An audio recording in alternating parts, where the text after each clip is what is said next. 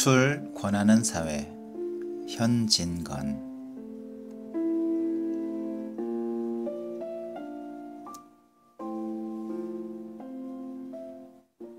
아이그 아야. 홀로 바느질을 하고 있던 아내는 얼굴을 살짝 찌푸리고 가늘고 날카로운 소리로 부르짖었다.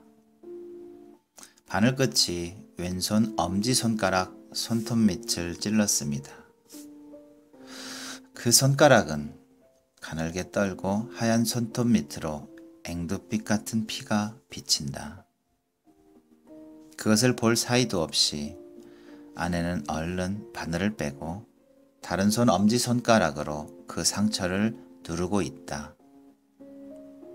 그러면서 하던 일까지를 팔꿈치로 고이고이 밀어 내려놓았다. 이윽고 눌렀던 손을 떼어 보았다. 그 언저리는 이제 다시 피가 아니 나려는 것처럼 혈색이 없다.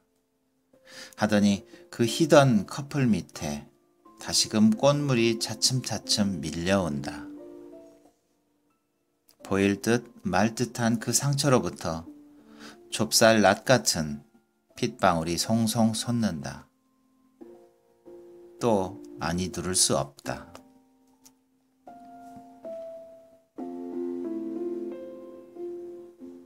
이만하면 그 구멍이 아무랬으려니 하고 손을 떼면 또 얼마 아니 되어 피가 비집어 나온다. 이제 헝겊 오락지로 쳐매는 수밖에 없다. 그 상처를 누른 채 그는 바느질 고리에 눈을 주었다.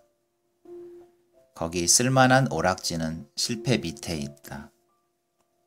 그 실패를 밀어내고 그 오락지를 두 새끼 손가락 사이에 집어 올리려고 한동안 애를 썼다.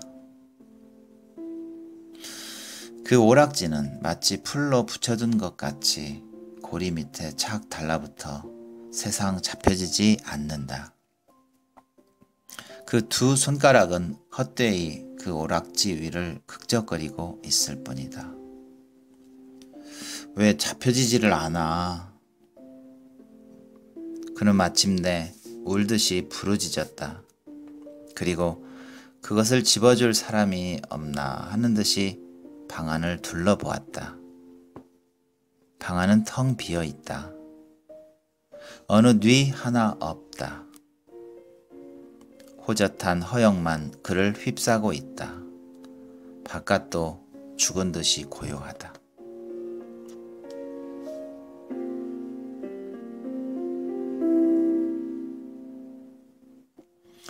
시시로 퐁퐁하고 떨어지는 수도의 물방울 소리가 쓸쓸하게 들릴 뿐 문득 전등불이 광채를 더하는 듯하였다.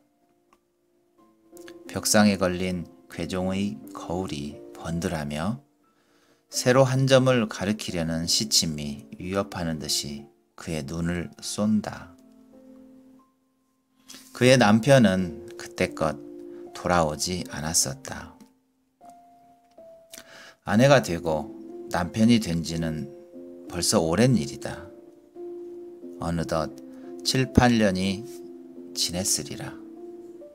하건만 같이 있어 본 날을 헤아리면 단 1년이 들락말락한다.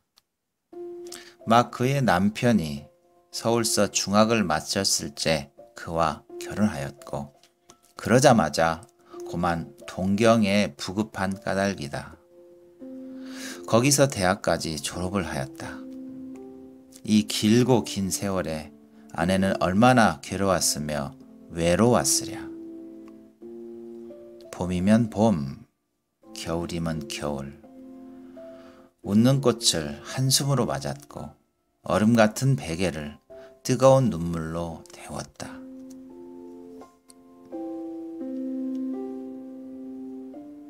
몸이 아플 때, 마음이 쓸쓸할 때 얼마나 그가 그리웠으랴. 하건만 아내는 이 모든 고생을 이를 악물고 참았었다. 참을 뿐이 아니라 달게 받았었다.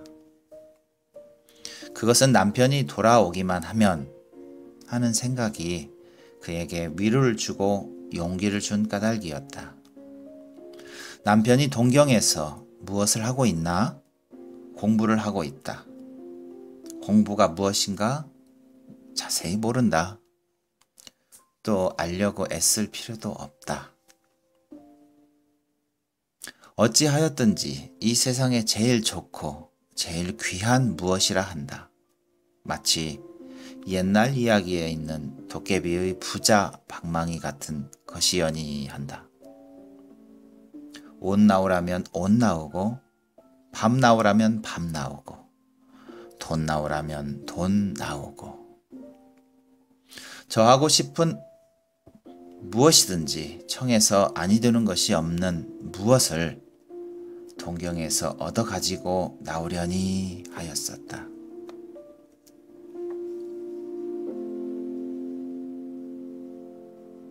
가끔 놀러오는 친척들이 비단옷 입은 것과 금지환 낀 것을 볼 때에 그 당장엔 마음 극히 부러워도 하였지만 나중엔 남편만 돌아오면 하고 그것에 경멸하는 시선을 던지었다. 남편이 돌아왔다. 한 달이 지나가고 두 달이 지나간다. 남편의 하는 행동이 자기의 기대하는 바와 조금 배치되는 듯하였다. 공부 아니한 사람보다 조금도 다른 것이 없었다. 아니다. 다르다면 다른 점도 있다. 남은 돈벌이를 하는데 그의 남편은 도리어 집안 돈을 쓴다. 그러면서도 어디인지 분주히 돌아다닌다.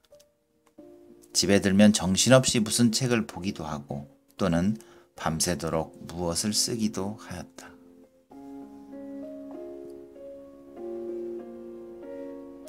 저러는 것이 참말 부자 방망이를 만드는 것인가 보다. 아내는 스스로 이렇게 해석한다. 또 두어 달 지나갔다. 남편의 하는 일은 늘 한 모양이었다. 한 가지 더한 것은 때때로 깊은 한숨을 쉬는 것 뿐이었다. 그리고 무슨 근심이 있는 듯이 얼굴을 펴지 않았다. 몸은 나날이 축이 나간다. 무슨 걱정이 있는고? 아내는 따라서 근심을 하게 되었다. 하고는 그 여윈 것을 보충하려고 갖가지로 애를 썼다.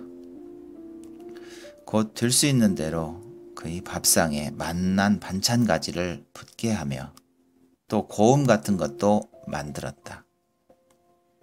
그런 보람도 없이 남편은 입맛이 없다 하며 그것을 잘 먹지도 않았다.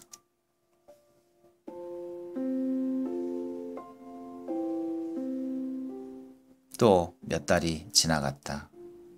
이제 출입을 뚝 끊고 늘 집에 붙어 있다. 걸핏하면 성을 낸다. 입버릇 모양으로 화난다, 화난다 하였다. 어느 날 새벽 아내가 어렴풋이 잠을 깨어 남편의 누웠던 자리를 더듬어 보았다.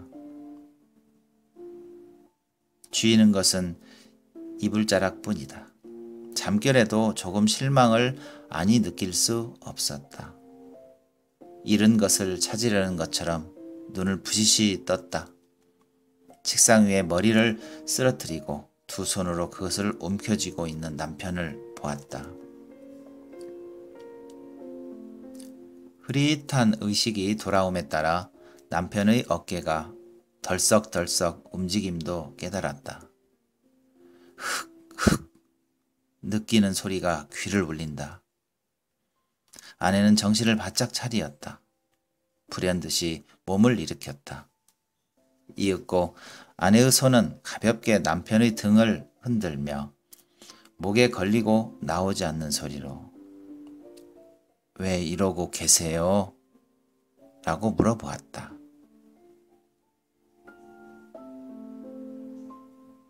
남편은 아무 대답이 없다. 아내는 손으로 남편의 얼굴을 괴히 들려고 할 즈음에 그것이 뜨뜻하게 눈물에 젖는 것을 깨달았다.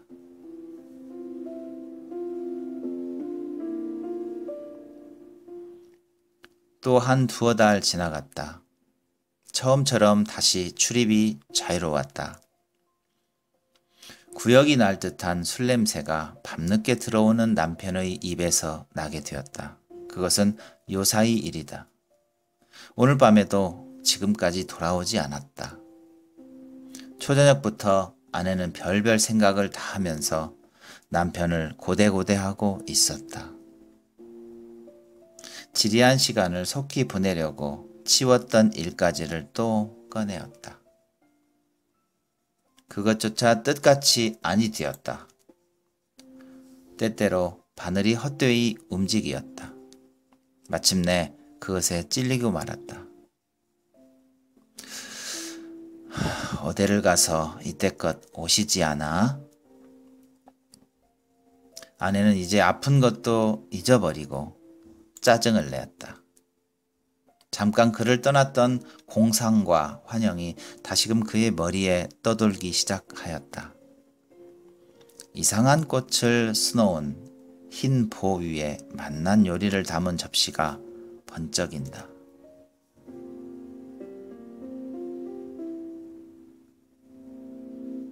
여러 친구와 술을 권커니 잡거니 하는 광경이 보인다. 그의 남편은 미친 듯이 껄껄 웃는다.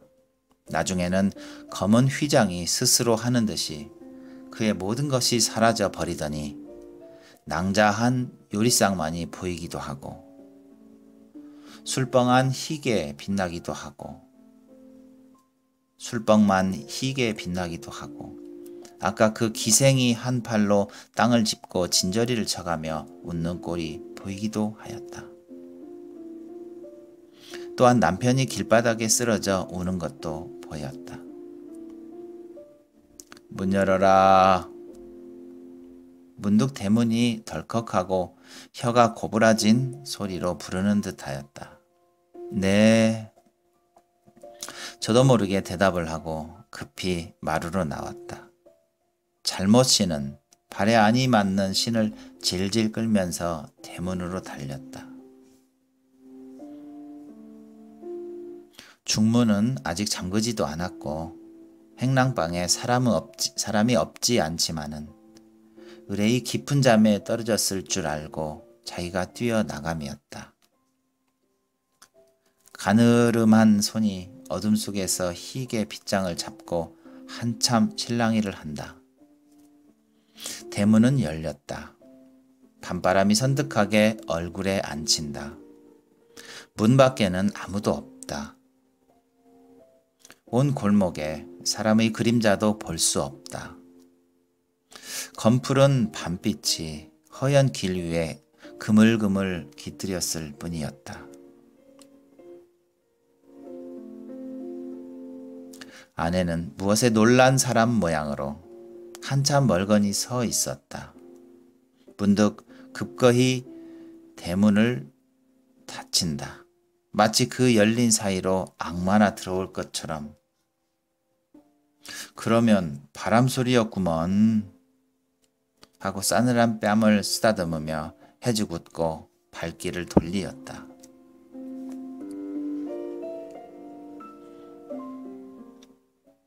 아니 내가 분명히 들었는데 혹 내가 잘못 보지를 않았나? 길바닥에나 쓰러져 있었으면 보이지도 않을 터야. 중간문까지 다다르자 별안간 이런 생각이 그의 걸음을 멈추게 하였다. 대문을 또 좀 열어볼까? 아니야, 내가 헛들었지. 그래도 혹 아니야, 내가 헛들었지. 망설거리면서도 꿈꾸는 사람 모양으로 저도 모를 사이에 마루까지 올라왔다. 매우 기묘한 생각이 번개같이 그의 머리를 번쩍인다. 내가 대문을 열었을 때 나 몰래 들어오지나 않았나? 과연 방 안에 무슨 소리가 나는 것 같았다. 확실히 사람의 기척이 있다. 어른에게 꾸중 모시러 가는 어린애처럼 조심조심 방문 앞에 왔다. 그리고 문간 아래로 손을 대며 하염없이 웃는다. 그것은 제 잘못을 용서해 주시사 하는 어린애 같은 웃음이었다. 조심조심 방문을 열었다. 이불이 어째 움직임직하는 듯하였다. 나를 속이려고 이불을 쓰고 누웠구만 하고 마음속으로 소곤거렸다. 가만히 내려앉는다. 그 모양이 이것을 건드려서는 큰일 나지요 하는 듯하였다. 이불을 벌쩍 쳐들었다. 빈 요가 하얗게 드러난다. 그제야 확실히 아니 온 줄 안 것처럼 아니었구만, 안 왔어 라고 울듯이 부르짖었다.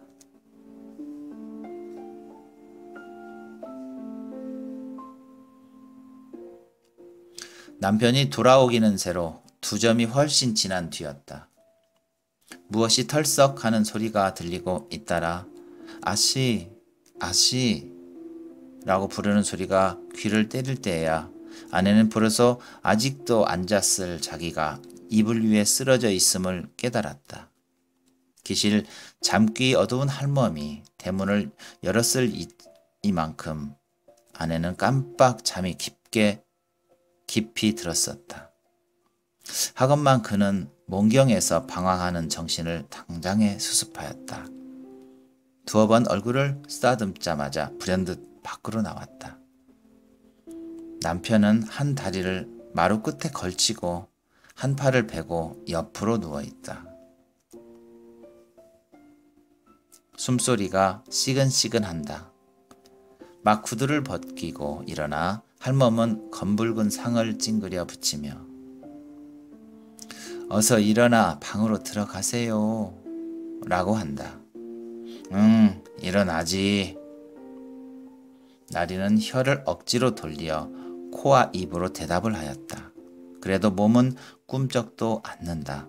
도리어 그 객에 풀린 눈을 자려는 것처럼 스르르 감는다. 아내는 눈만 비비고 서 있다. 어서 일어나셔요. 방으로 들어가시라니까. 이번에는 대답조차 아니한다. 그 대신 무엇을 잡으려는 것처럼 손을 내어 졌더니 물, 냉수를 좀 줘 라고 중얼거렸다. 할멈은 얼른 물을 따라 이치자의 코 밑에 놓았건만 그 사이에 벌써 아까 청을 잊은 것 같이 취한이는 물을 먹으려고도 않는다. 왜 물을 아니 잡수셔요? 곁에서 할멈이 깨우쳤다. 먹지 먹어 하고 그제야 주인은 한 팔을 짚고 고개를 든다. 한꺼번에 물 한 대접을 다 들이켜 버렸다. 그리고는 또 쓰러진다. 에그, 또 눕네 하고 할멈은 우물로 기어드는 어린애를 안으려는 모양으로 2손을 내어빈다. 할멈은 고만 가 자게. 주인은 귀치 않다는 듯이 말을 한다. 이를 어째해 하는 듯이 멀거니 서 있는 아내도 할멈이 고만 갔으면 하였다. 남편을 붙들어 일으킬 생각이야 간절하였지만은 할멈이 보는데 어째 그럴 수 없는 것 같았다. 혼인한 지가 7, 8년이 되었으니 그런 파서야 되었으련만 같이 있어 본 날을 꼽아보며 그는 아직 갓 씹은 색시였다. 할멈은 가 자게 란 말이 목까지 올라왔지만 입술에서 사라지고 말았다. 마음 극히 할멈이 가기만 기다릴 뿐이었다. 좀 일으켜 드려야지. 가기는커녕 이런 말을 하고 할멈은 선웃음을 치면서 마루로 부득부득 올라온다. 그 모양은 마치 주인 나리가 약주가 취하시거든 방에까지 모셔다 드려야 제 도리에 옳지요 하는 듯 하였다. 자, 자. 할멈은 아씨를 보고 히히 웃어가며 나리의 등 밑으로 손을 넣는다. 왜 이래, 왜 이래. 내가 일어날 테야. 하고 몸을 움직이더니 정말 주인이 부시시 일어난다.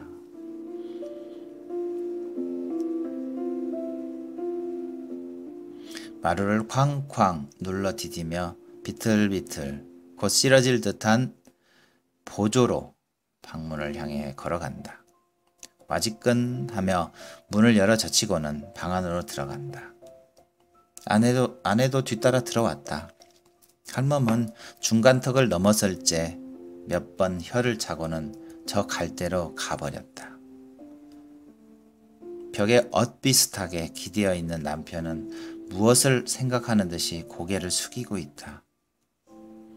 그의 말라붙은 관자놀이에 펄떡거리는 푸른 맥을 아내는 걱정스럽게 바라보면서 남편 곁으로 다가온다.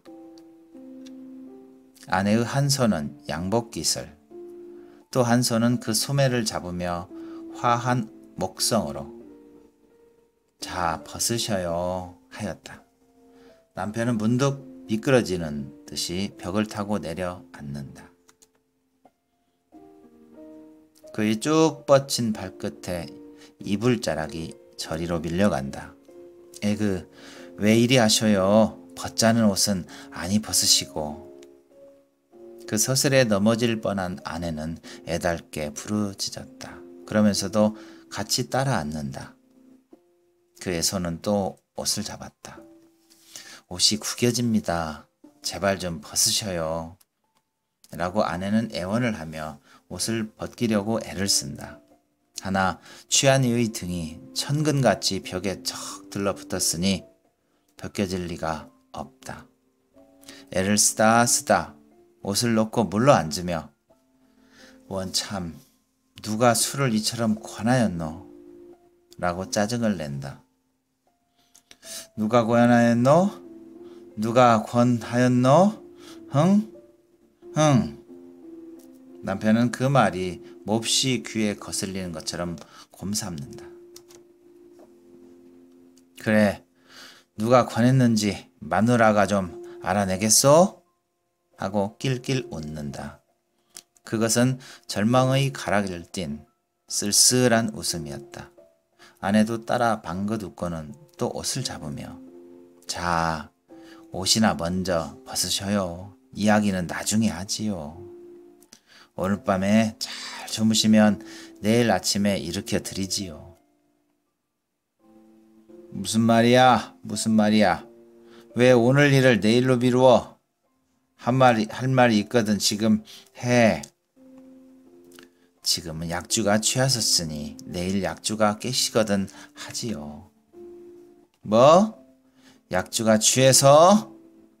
하고 고개를 절레절레 흔들며 천만에 누가 술이 취했단 말이오. 내가 공연히 이러지.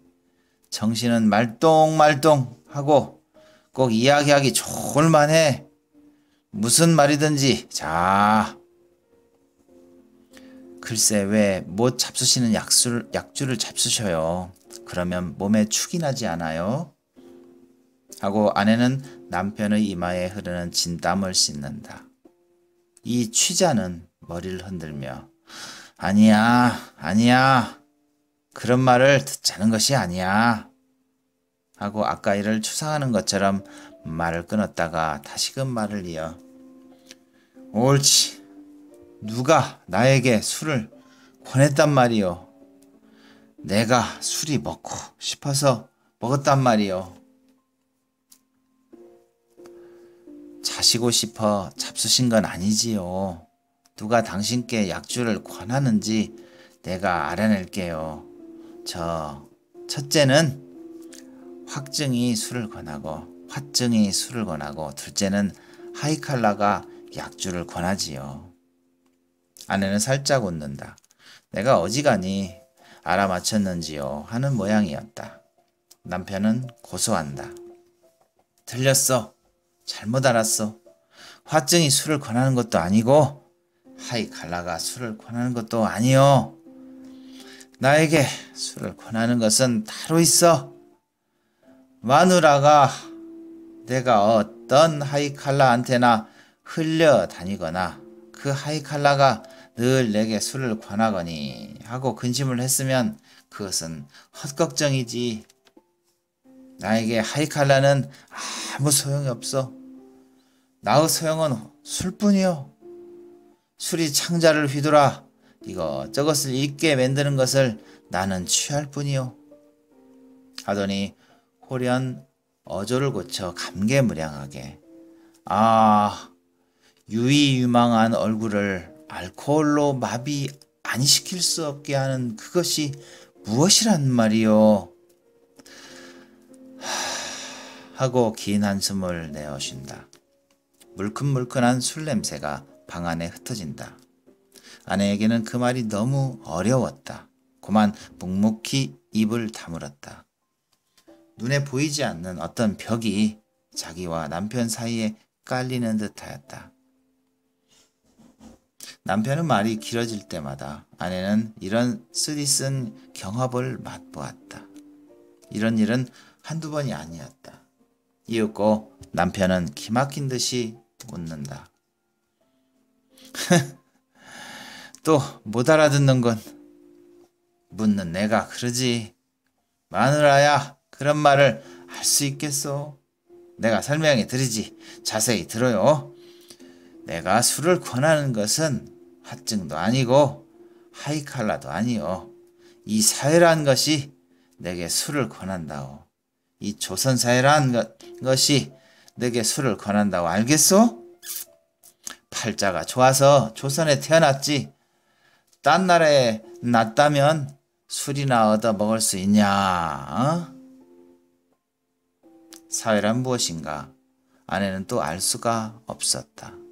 어찌하여튼 딴 나라에는 없고 조선에만 있는 요리집 이름이여니 한다. 조선에 있어도 아니 다니면 그만이지요. 남편은 또 아까 웃음을 재치운다. 술이 정말 아니 취한 것 같이 또렷또렷한 어조로 허허 기막혀. 그 한 분자된 이상이야 다니고 아니 다니는 게 무슨 상관이야. 집에 있으면 아니 권하고 밖에 나가야 권하는 줄 아는가 봐. 그런 게 아니야. 우리 사회란 사람이 있어서 밖에만 나가면 나를 꼭 붙들고 술을 권하는 게 아니야. 뭐랄까 우리 조선 사람으로 성립된 이 사회라는 것이 내게 술을 아니 못 먹게 한단 말이요. 어째 그렇소? 또 내가 설명을 해드리지. 여기 회를 하나 꾸민다 합시다. 거기 모이는 사람 넘치고 처음은 민족을 위하느니 사회를 위하느니 그러는데 제 목숨을 바쳐도 아깝지 않으니 아니하는 놈이 하나도 없어. 하다가 단 이틀이 못 뛰어.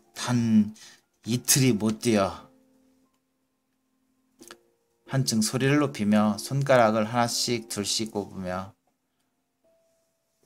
되먹지 못한 명예싸움, 쓸데없는 지위 다툼질, 내가 옳으니 내가 그러니 내 권리가 맞느니 내 권리가 적으니 밤낮으로 서로 찢고 뜯고 하지. 그러니 무슨 일이 되겠어. 회뿐이 아니라 회사이고 조합이고 우리 조선 놈들이 조직한 사회는 다 그 조각이지.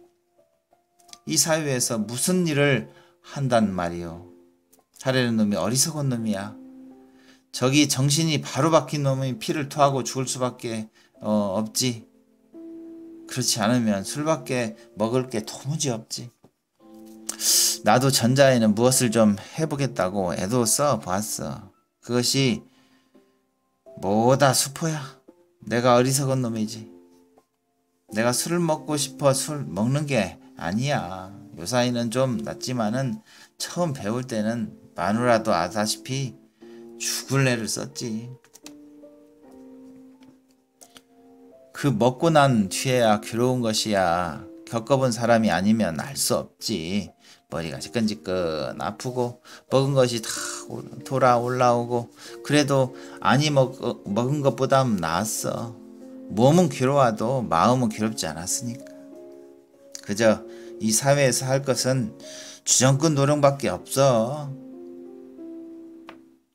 공연히 그런 말 말아요. 무슨 노릇을 해서 못해서 주정꾼 노릇을 해요. 남이라서.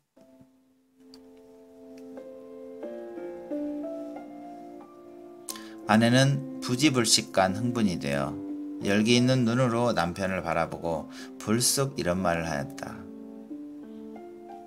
그는 제 남편이 이 세상에 가장 거룩한 사람이여니 한다. 따라서 어느 뉘보다 제일 잘 될 줄 믿는다. 몽롱하나마 그의 목적이 원대하고 고상한 것도 알았다. 얌전하던 그가 술을 먹게 된 것이 무슨 일이 맘대로 아니 되어 화풀이로 그러는 줄도 어렴풋이 깨달았다. 그러나 술은 노상 먹을 것이 아니다.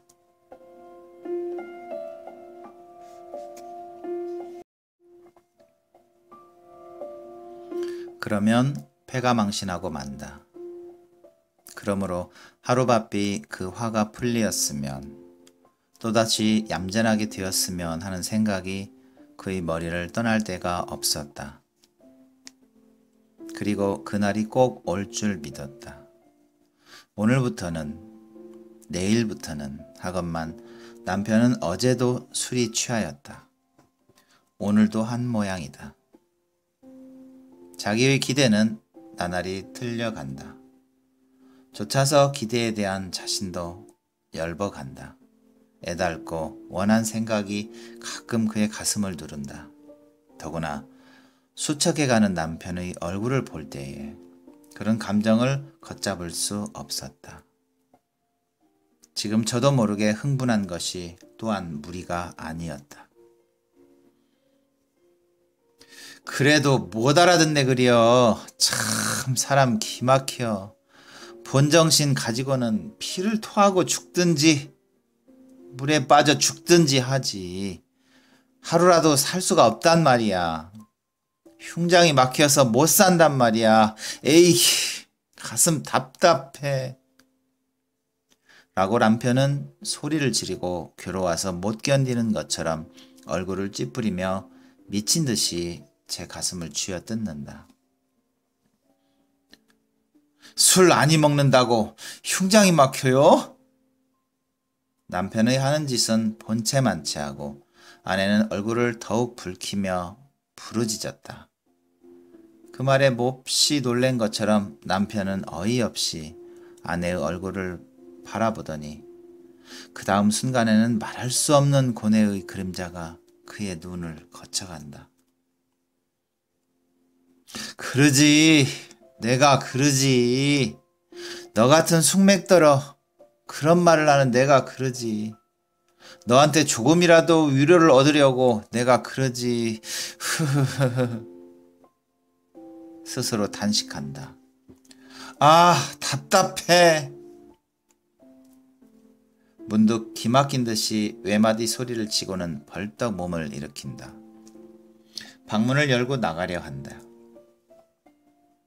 내가 왜 그런 말을 하였던고. 아내는 불시에 후회하였다. 남편의 저고리 뒷자락을 잡으며 안타까운 소리로 왜 어디 가셔요? 이 밤중에 어디를 나가셔요? 내가 잘못하였습니다. 이제는 다시 그런 말을 아니 하겠습니다. 그러게 내일 아침에 말을 하자니까. 듣기 싫어. 놓아요. 하고 남편은 아내를 떠다 밀치고 밖으로 나간다. 비틀비틀 마루 끝까지 가서는 덜썩 주저앉아 구두를 신기 시작한다. 에이그, 왜 이리 하셔요? 이제 다시 그런 말을 아니한데도. 아내는 뒤에서 구두 신으려는 남편의 팔을 잡으며 말을 하였다. 그의 손은 떨고 있었다. 그의 눈에는 단박에 눈물이 쏟아질 듯 하였다. 이건 왜 이래? 저리고 가! 배 앓는 듯이 말을 하고 휙 뿌리친다. 남편의 발길이 뚜벅뚜벅 중문에 다다랐다. 어느덧 그 밖으로 사라졌다. 대문 빗장 소리가 덜컥하고 난다. 마루 끝에 떨어진 아내는 헛되이 몇 번 할멈! 할멈! 하고 불렀다.